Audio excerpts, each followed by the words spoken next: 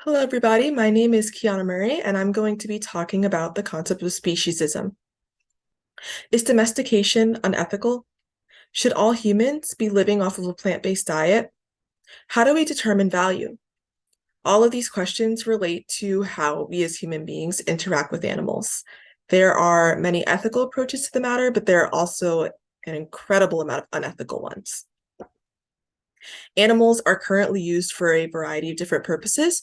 Some of the most common ones is harvesting their fur to make clothing, food, entertainment, and more. And sometimes it is useful to take a step back and examine that and figure out exactly how much we might be overstepping our natural roles.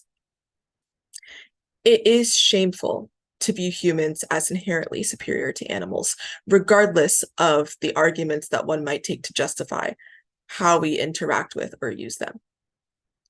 There are three lenses through which this controversy can be viewed, and that includes religious, secular/philosophical lens, and a scientific one.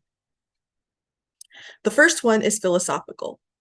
The principle of equal consideration of interest is the true definition of fairness and can be broadly applicable to situations involving animals. So basically, what it means is the principle essentially argues that one should give equal consideration to all parties that will be affected by a decision that they make.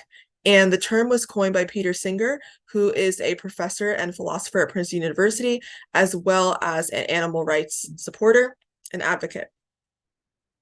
He was stating that just because animals are not the same as humans does not mean that they don't have valid interests or stakes in decisions that we make. And so that can apply to large ones like, deforestation, because that's habitat destruction, but it can also be used in smaller situations, such as abandoning a pet. The sophisticated and egalitarian argument is similar to this, and it basically asserts the danger of utilizing properties such as rationality and autonomy to determine moral relevance. So in other words, we should not be giving consideration only to certain types of sentient beings, just because they might possess a set of characteristics that is more similar to our own. The rationale behind this is that such discriminatory mindsets have been used throughout history for horrific acts as justification. And so there was a point in time where human beings did not necessarily view each other as equal. They might have seen individuals of different races or ethnic backgrounds as completely or like unique and separate species. And because of this view, they might have, tried to downplay or justify things such as genocide or racism on a systemic level. And that has held humanity back in a lot of ways. So this particular perspective is philosophical in nature, but not only is there a moral argument to be had about this, it can also be supported by empirical evidence in the scientific realm. One of the strongest arguments against animal cruelty from a scientific perspective, in my opinion, is that humans are not the only beings with complex thought processes. Scientific research has proven that animals do in fact experience emotions. And not only that, but it has been stated there is no significant difference between man and higher mammals in mental facilities. Now, granted, that does not mean that the only animals that should be receiving consideration are higher mammals, but it does go to show that the gap between humans and the rest of the planet is not actually as big as we might think. At the end of the day as well, people are Homo sapiens. That means that we are actually a species. We are mammals. So despite the fact that we might view animals as different, we're animals ourselves. So it's a self-serving argument, but it's also one that is ultimately incorrect. Our advancement as a species does not erase our origins. We all came from atoms and original cells, but not only that, there was a point in time where humans did not live in societies or civilizations, but they were hunter-gatherers. And it's important to remember those roots because that was the time when we likely lived very harmoniously with nature. And the more we've evolved, the more that we've sort of deviated from practices that might have been healthier at the end of the day. Not always, but at least in regards to preserving the natural order of things? It might have been. Now, the third perspective to look at this through is a religious one. This is not necessarily the typical argument that is used in favor of animal rights activism. That being said, it is extremely relevant, and it also allows such a message to be spread to a different group of people.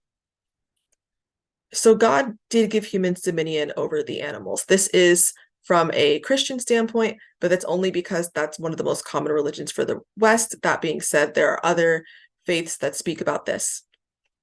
An ancient proverb does say that whoever is righteous has regard for the life of his beast, but the mercy of the wicked is cruel. So while there is parts of the Bible that state that humans are unique, it does not justify animal cruelty. And speciesism is a term that doesn't just define a recognition of differences, it relates to an inherent mental hierarchy. And the Bible does not necessarily speak favorably of the lengths that this hierarchy has gone about the extreme ends of the spectrum. Christianity, though, is not the only religion to address this issue, especially in Eastern cultures. Many other faiths, such as Buddhism and Hinduism, have a long history of values that promote living in harmony with nature. And the key way to do that is to treat animals with respect. So these are the three domains where the harming of animals is either unacceptable or it is viewed as extremely harmful and abhorrent. So we should reconsider how we treat wildlife, because especially since the Industrial Revolution, there has not been nearly as much regard for the creatures that surround us. And there are even concerns now that someday we will have a future with no more wild animals. Speciesism is the root of all animal cruelty. That is what makes it wrong. It is because it leads to absolutely horrific actions. There's no real benefit to be gained from exploiting animals. Of course, not everybody is able to be vegetarian or vegan, and that is understandable. Like I said, again, humans, we do exist in a natural order, and a basic level of consumption is something that occurs across every living being. And so that's not necessarily something that can be completely avoided, but using animals and assuming that they exist solely for our purposes is simply not right. We have a level of dominion, but it's something that we gave to ourselves. It's not something that belonged to us in the first place. A heightened awareness of speciesism and its consequences should implore us to make wiser and more ethical choices in the future. It's a relatively new term, but it is one that is going to become increasingly important, especially as we discuss climate change and the environment and preservation. There is a point where we can re-examine our actions and start anew. And that is what animal activists are trying to get us to do.